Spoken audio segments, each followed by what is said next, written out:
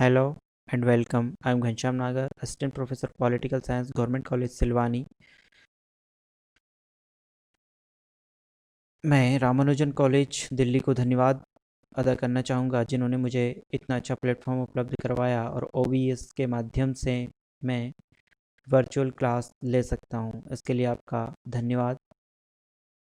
हम सब जानते हैं कि पैंडमिक के समय हम फिज़िकली रूप से एक दूसरे से नहीं मिल सकते, किंतु हम तकनीक के माध्यम से एक दूसरे तक अपनी जानकारी आराम से पहुंचा सकते हैं।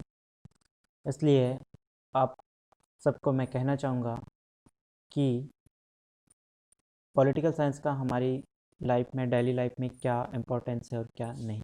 यदि हम किसी राष्ट्र के नागरिक हैं और किसी राष्ट्र में रहते हैं, हमारे पास नागरिकता है, तो हमें ये पता होना चाहिए कि क्या हमारे अधिकार हैं और क्या अधिकार हमें मूल संविधान से मिले हैं और कौन से अधिकार हमारे, कौन सी हमारी ड्यूटीज़ है।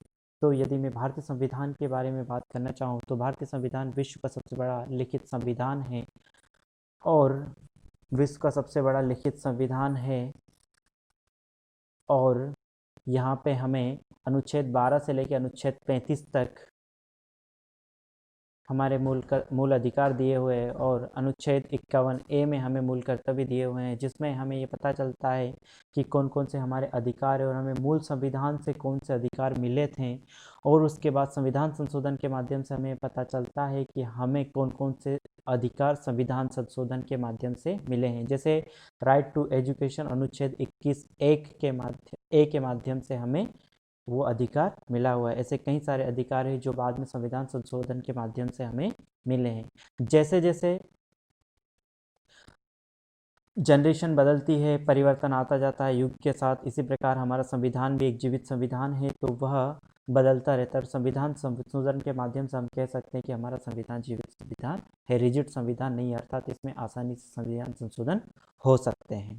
इसलिए मैं थैंक्स अदा करना चाहूँगा उन सारे मेंबर्स का जो असेंबली में थे, जिन्होंने इतना अच्छा संविधान, जो भविष्य को ध्यान में रखते हुए हमारा संविधान बनाया। और आज भी हमें उस संविधान में जो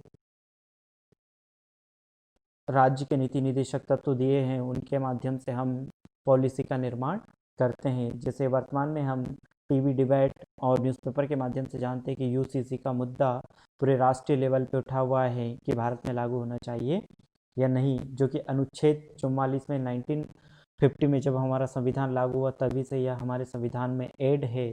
तो भविष्य को ध्यान में रखते हुए भी उन्होंने हमारे संविधान का निर्माण किया।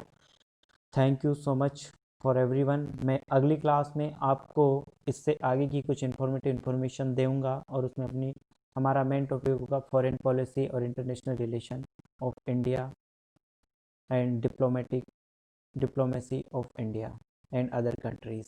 Thank you so much. Thank you everyone. Thank you for to my principal, Government College Silvani, to give me permission for this program.